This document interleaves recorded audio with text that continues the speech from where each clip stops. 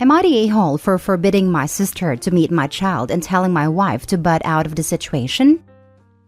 So the judgment is pretty much exactly as the title suggests. I will provide context though. I, 28 male, have been married to my wife 4 years and we have a 2-year-old son together. My older sister Ariel has 2 kids with her husband. She is my only sibling, but we do not speak and haven't since my wedding 4 years ago. My wife knew I had no relationship with my sister or mother when we got together, but now it's causing an argument. We were a pretty typical family until my mom cheated my senior year of high school with a coworker. My dad moved out immediately and I moved with him. This caused a rift between me and my sister. My sister believed, since my mom was sorry and it was a one-time thing as she claimed, which I don't for a second believe, and was trying to reconcile through the church, that me and my dad's refusal to speak with her was somehow wrong. I was 18 and my sister was 20. Long story, but eventually my sister stopped speaking with my dad. I haven't seen my mom since 2016, and we have only spoken once since 2019 when she tried to invite herself to my wedding. She was not invited, but my sister was, out of courtesy. My sister didn't show up and we have not spoken since. My wife knew when she married me that my only family was my dad and my cousins. She said it was okay and she didn't care. So, a few months ago, my wife got a call from my sister's husband whom I've never met, and he said that he wanted to start mending the bridge and would like to have me come meet their kids. I said no. Well, then my sister started sending pictures of her kids to my wife and my wife sent pictures back. I told her multiple times I did not like this, and she told me she could send pictures to whoever she wants. I said that if she keeps testing my boundaries, she will be a single parent really soon, that she signed up for me as is. My wife is saying it's wrong to deprive my son of his family. I said I don't even have a relationship with my sister or brother-in-law, so why should my kid? That it doesn't make me feel comfortable at all, and I don't even know these people. Also, any picture she sends could easily be forwarded to my mom and she needed to think about that. She said she doesn't even understand why my mom can't meet her kid, and that comment alone angered me because I've explained my family drama for years, and it feels like she just ignored it. I said she really needs to think about who she wants to appease, because I'm not gonna stand for disrespect of my boundaries. My dad totally agrees with me, and is telling me I should start setting aside money now for an exit strategy because my wife's behavior is exactly how my mom used to act, and I should see the warning signs now. Am I the a-hole? Now for the top comments. Your dad cut off his own daughter and his own grandchildren because they didn't want to participate in the public shunning of his ex. I'm sorry, but your dad is an a-hole. No, my dad cut off his daughter after she wouldn't leave him the hell alone, blasted him to family friends for not taking my mom back, and tried to manipulate him by not speaking to him for months when he tried reaching out, and calling him a deadbeat even though she was 20 years old. Lol. Then she didn't show up for my wedding, and that was the final straw. Your mindset is man-hating and disgusting. Get some help. Not the a-hole. This was all clearly defined at the beginning of your relationship. Why does she even care? Follow your dad's advice. Pretty much what I said. Why do you care? Her parents are close by. She has multiple siblings. My dad is involved. It's not like the kid has nobody. The only concern if you were to break up over this is custody. On her time, she could very well take your child to meet your mother, and there is nothing you could do about it. Sounds like his wife is doing what she wants regardless. And if she decides to take the kid to see his auntie or grandmother, she will do without Opie's consent. Next story.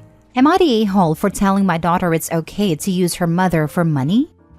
So, I used to be married to Judy, 36 female, and we have a daughter Scarlett, 13 together. Fake names. Judy never wanted kids, but I did, and I assumed she did too. We had her and Judy completely changed. She wasn't caring towards Scarlett, they didn't bond, and she blamed Scarlett for us losing our independence. About a year after, we had a divorce and she gave me everything. It did hurt me that she didn't even want to see Scarlett once a year even. She moved to Seattle months after, started running a business, got really fit, and her cousin told me she even got laser surgery to remove her stretch marks. Since then, Judy has moved to LA and divides her time between there, London, Mumbai, and New York City. She has become a fairly famous influencer and socialite. I check her Instagram every now and then, and she's been at parties with celebrities all over the world and seems truly happy. To her credit, every time her financial situation changed, she would come back and get our child support agreement changed to give more to Scarlett. Every time she'd come, she would spend time with Scarlett. She even kept it the same, even though my new wife makes a lot more money than both of us, and we don't need it now. About 3 years ago, she started calling more to talk to Scarlett. She would also come over more, and every spring break, she comes for those 2 weeks. She phones every night unless she's in London, Mumbai, or New York, in which case she just sends a text. On New Year's, she was at some celebrity's party but still took the time to phone. Now, I'm not saying that this makes up for anything, but she has been a presence in Scarlett's life.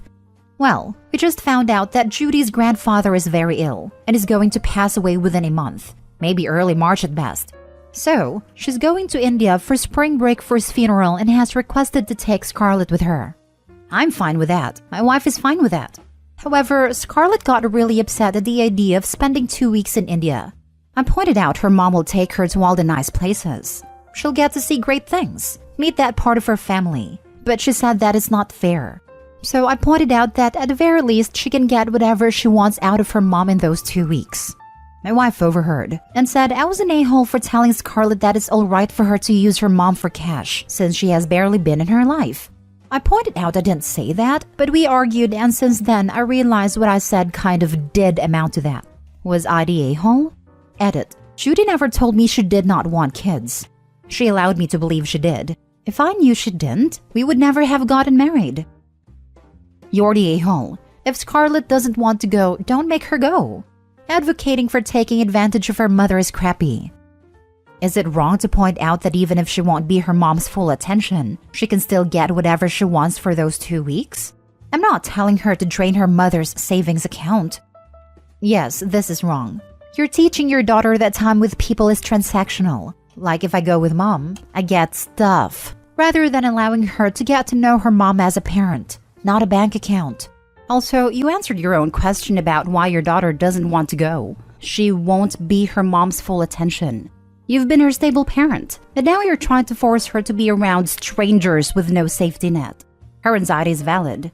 Stop forcing her because you want to be petty towards Judy. You're the a-hole. Scarlett got really upset at the idea of spending 2 weeks in India. Your kid doesn't want to go to India with someone she barely knows. Why would you push her on that? Because it's good for her. Not if she's freaked out about it. That's not a mindset where she's going to get something good from the trip. The main thing she's going to get is that you, her dad, don't care about forcing her to do something that feels unsafe just so you can get some petty revenge on your ex. So, your message to your daughter was, it's good to let other people do things with you that make you uncomfortable as long as they pay you. Great parenting. No way that message could go wrong. You're the a-hole. What I meant was, her mom can give her anything on that trip, and probably will give her that, so there's no harm in her going. Next story. Am I the a-hole for asking my husband to not drink on his 30th birthday? So me, 25 female, and my husband, 29 male, are expecting a baby somewhere in the next few weeks. I'm currently 35 weeks pregnant, and my husband's birthday is in 2 weeks. We were discussing the event yesterday, and I absolutely don't mind him celebrating it, and is very excited because it's his 30th. But I told him that since it's pretty close to my due date, I want him to not drink in case he needs to take me to the hospital. Now, I know the chances of that happening exactly then are slim, of course, but it's not impossible. I told him that I don't want to have to be taken by a cab and I want him to take me, as I don't want to be screaming in pain and potentially wetting myself in someone else's car. He said I'm being silly, and that there's no way I would go into labor in that time frame when he will be celebrating, and that he should be able to enjoy a drink with his friends, and that is not fair. I told him I haven't enjoyed a drink in 8 months, and it's really not a big deal. Am I an a-hole for asking him this? Edit. He wants to celebrate the birthday at our place, which is outside the city, so it would take a long time for someone to drive to our house and then all the way back. I understand that probably most births don't happen fast, but both my mother and grandmother had very quick births. I also understand there's plenty of situations where he might not be able to drive me personally, like if he's broken his leg or whatever, but these situations I can't predict. I'm not trying to control him. I very much encourage him to celebrate, but he's a lightweight, 1 to 2 beers, and is already tipsy. And no, I'm not mad because he can drink and I can't, and I'm not just being a mean woman. This is my first pregnancy, and honestly, I'm terrified of giving birth. Maybe it's not that scary. Plenty of women do it every day, I know. But things happen, and you never know what's gonna happen to you. And I need him there. present and sober, and I want to not have to worry if he's all there. Now for the top comments. You're the a-hole. And I say this as a woman with a toddler and a baby. Let him enjoy his birthday. It's going to be way harder to do things once the kid is there. The odds of going from absolutely no signs of labor to ready to go to the hospital in the course of a few hours is very unlikely. Is he planning on getting so absolutely drunk that he can't stand up for 2 days? My sister-in-law gave birth in the ER waiting room because they didn't make it on time to get her checked in. My niece was 2 weeks early too. Is having a drink or 5 really worth the worry it causes to your pregnant wife and a risk of missing something that relevant? Surely it's possible to make a game plan just for that night. Designate a driver who can drive OP to the hospital just in case she happens to go into labor that night of his birthday. OP's husband can agree to limit his intake to a few drinks, so he isn't very drunk. I feel like there's room for compromise here. No a-holes here. I can see both sides honestly. It's a big date. Can you make arrangements for someone else to take you in the unlikely case that you go into labor? Opie explains that she doesn't want to be in that vulnerable position in front of someone else, which I think is totally valid. It's not unreasonable to expect the child's other parent to be able to take her to the hospital. Not the a-hole. I can see how it might be awful for him, but if he can't make small sacrifices now, he's in for a rude awakening once he's a father. I'm sorry, but 1 drink is not the end of the world. The odds that she goes into labor within 2 hours of him having a drink or 2 on his birthday, at 37 weeks pregnant, is so low.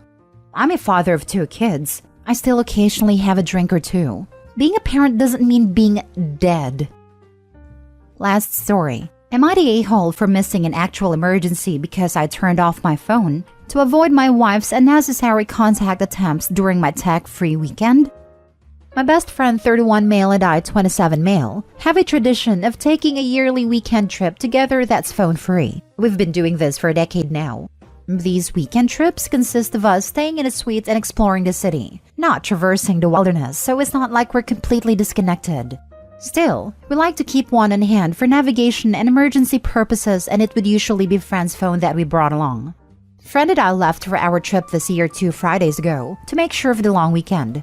This was the first time I've gone on one of these trips since my wife and I moved in together, got engaged, or got married.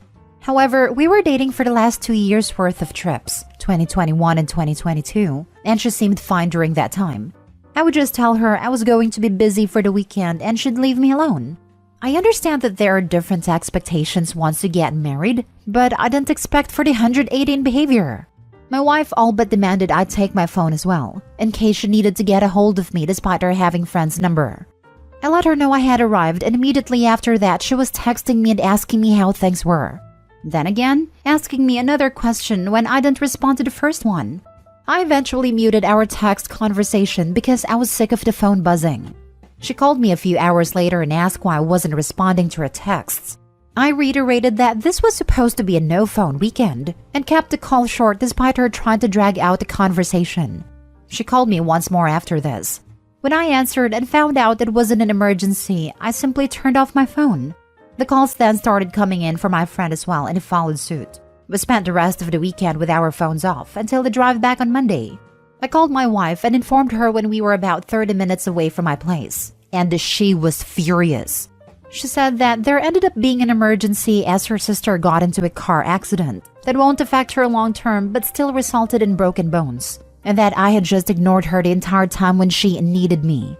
I told her that I was very sorry to hear about her sister, but it wasn't my fault she had essentially forced my hand into cutting off means of communication.